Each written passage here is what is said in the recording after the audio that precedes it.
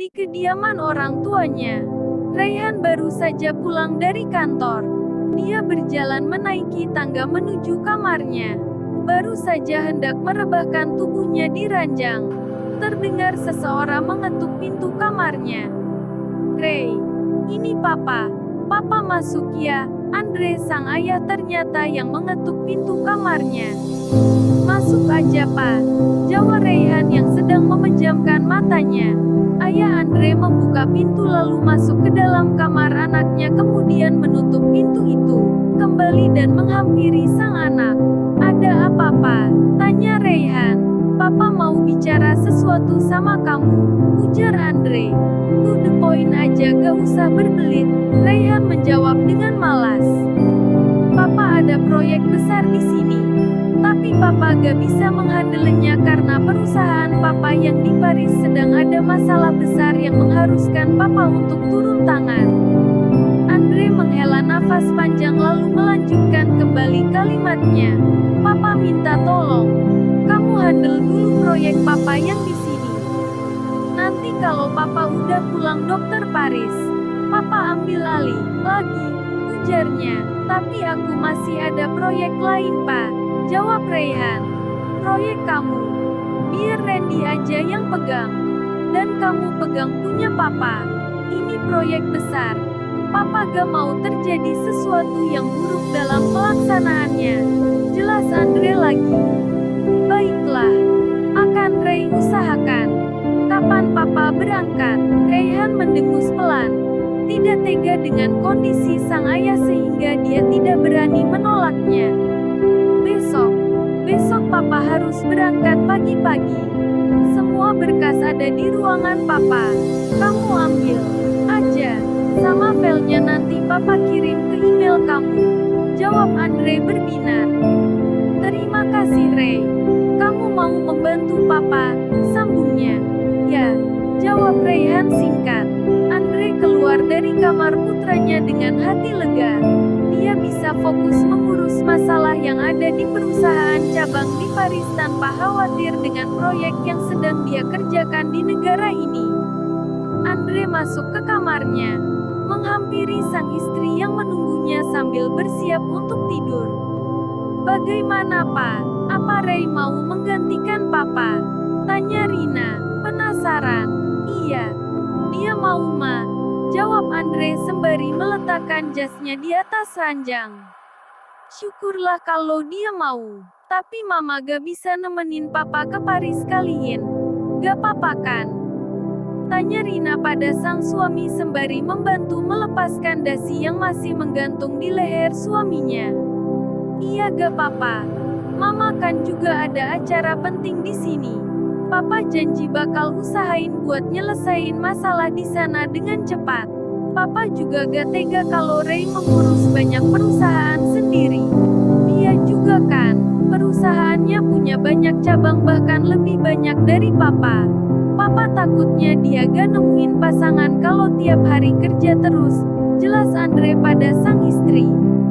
"Iya Mama paham. Anak kita juga sekarang sangat susah kalau ditanyain tentang pasangan. Mama pengen jodohin dia sebenarnya sama anak rekan Mama. Tapi baru rencana Pak." Rina menceritakan apa yang dia rencanakan pada sang suami. "Biarkan saja Ray cari yang dia mau. Jangan terlalu dipaksa. Nanti dia pergi lagi dari rumah Ma." Andre mengingatkan istrinya dengan kejadian masa lampau yang membuat mereka harus kehilangan putra satu-satunya itu begitu lama. "Iya Pak. Ya udah sana mandi dulu terus kita tidur," kata Rina. "Iya istriku." Andre mengecup singkat pipi istrinya itu lalu berlalu ke kamar mandi. Sedangkan di kamar Raihan, dia bangkit dari ranjangnya, berjalan ke bathtub menyediakan air hangat dan memberikan cairan aromaterapi kemudian dia menyandarkan tubuhnya di bathtub. Merilekskan tubuhnya yang sangat letih karena bekerja seharian penuh. 1 jam sudah Raihan bersantai di dalam bathtub. Dia pun bangkit untuk membilas tubuhnya lalu masuk ke dalam walk-in closet untuk mengambil pakaian tidur. Setelahnya, dia membaringkan dirinya di di atas ranjang bersiap untuk tidur. Namun saat matanya mulai bisa terpejam, dering handphone mengusiknya. Raihan mengambil handphone di atas nakas dengan satu tangan lalu mengangkatnya tanpa melihat siapa yang menelpon. "Selamat malam Tuan. Maaf malam-malam mengganggu istirahat Tuan," sapa orang di seberang telepon. "Ya, ada apa?" Hanya dengan mendengar suaranya Raihan tahu itu adalah asistennya yaitu Randy. "Begini Tuan, tadi saat perjalanan pulang dari mengantar Tuan, saya melihat seorang perempuan di tengah jalan yang terlihat kasihan sekali. Dia bilang sedang mencari kerjaan dan belum mendapatkannya sama sekali. Saya juga sempat mengantarnya pulang ke kosan dia. Dia bilang di sini sedang merantau." Suara Randy berhenti karena terpotong dengan ucapan Raihan. "To the point aja," ucap Raihan. "Jadi, saya mau minta izin untuk mempekerjakan wanita itu di perusahaan Tuan." Suara Randy terdengar sedikit takut. "Terserah kamu saja. Pastikan tidak mengusikku dan tidak masuk ke dalam ruanganku," ucap Raihan lalu mematikan sambungan teleponnya sebelum Randy kembali berbicara. Jawaban Raihan jauh dari ekspektasi Randy yang selama ini memang tidak mau menerima siapapun tanpa adanya seleksi. Tapi kali ini entah setan baik dari mana yang membuat Raihan berbaik hati menerima orang tanpa mencari tahu latar belakangnya. Sebelum ini memang Raihan dengan tiba-tiba membawa Anissa ke kantor untuk melayani keperluannya di dalam kantor. Setelah mematikan handphone dan meletakkannya di atas nakas kembali lalu memejamkan matanya menyelami cerita indah. Di alam tidurnya, Raihan benar-benar bermimpi dalam tidurnya. Dia berlari sangat kencang dikejar angin puting beliung yang begitu dahsyatnya menerjang apapun yang ada di dekatnya. Raihan terus berlari dengan cepat tanpa melihat ada apa di ujung jalan.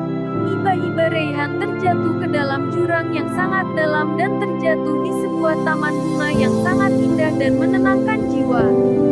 Lalu, dia melihat seorang wanita dengan tubuh mungil dan rambutnya yang ikal terurai begitu indah. Sayangnya, wajah wanita itu terlihat tidak begitu jelas sehingga Raihan tidak tahu siapa wanita itu. Sang wanita lalu berjalan, menghampiri Raihan dengan membawa sekuntum bunga, edelweiss dan memberikannya kepada Raihan. Raihan lalu menerimanya dan wanita itu menggandeng tangan Raihan, membawa Raihan menyusuri taman bunga yang indah. Sang wanita yang entah siapa membawa Raihan ke sebuah rumah dan masuk ke dalamnya. Raihan melihat dua anak kecil laki-laki dan perempuan yang begitu mirip dengan dirinya. Dia bingung dan bertanya kepada wanita itu, tapi tak ada satupun jawabannya. Wanita itu menuntun Raihan menemui anak-anak tadi. Wajah berbinar terlihat di kedua wajah anak-anak itu yang langsung berlari memeluk kaki Raihan. Entah kenapa hati Raihan yang tersentuh dengan wajah polos mereka. Raihan mengangkat kedua anak itu dengan satu tangan untuk menyangga satu anak yang satunya lagi disangga dengan tangan sebelah. Senyum bahagia terpancar di wajah mereka berempat. Raihan terbangun dari tidurnya, menatap kamarnya yang kosong. Tak ada taman bunga, tak ada rumah yang indah dan tak ada siapapun. Dia tersadar apa yang dia alami adalah sebuah mimpi. Mimpi yang sama yang pernah dia alami 1 tahun lalu, saat dia baru kembali ke rumah orang tuanya. Raihan lalu turun dari ranjang dan mengambil air minum di dispenser yang ada di dalam kamarnya. Raihan memang sengaja meletakkan dispenser di kamar agar jika terbangun di tengah malam untuk minum, tidak harus susah-susah turun ke bawah. Setelah meneguk segelas air, dia kembali tempat tidur dan merebahkan tubuhnya. Kenapa mimpi itu muncul berkali-berkali? Apa maksud dari mimpi itu? Raihan terus berpikir dengan semua yang ada di mimpinya. Tanpa sadar. Dia pun kembali terlelap dalam tidurnya.